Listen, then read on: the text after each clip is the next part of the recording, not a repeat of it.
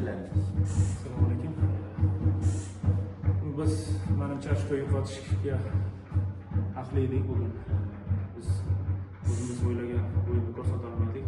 Raqib menimcha ko'proq vaziyat yaratdi, bizdan yaxshiroq ko'rindi.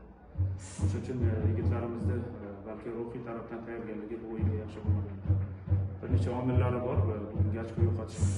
O'sha uchun yana bir bor qaytarib aytaman, biz ochko yo'qotishga munosib o'ynadik. Assalomu alaykum. Bilamiz, Superligani kuzatib borasiz, Xorazm jamoasini kuzatib borasiz. Xorazm jamoasining o'yinlari haqida o'zingiz qisqacha aytsangiz, Xorazm bizga uchun qiziq. O tajribali jamoa yig'ildi. Barcha tarkibdagi o'yinchilar yaxshi futbol o'ynagan, yaxshi darajada o'ynagan. Bugun ham isbotlashdi.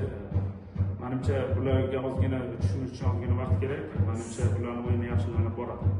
Chunki tajribali o'yinchilar albatta menimcha o'z darajasini ko'rsata oladi. O'sha uchun bu juda ham yoqimli.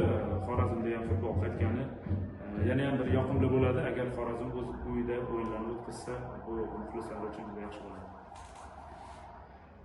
Rahmat. Rahmat.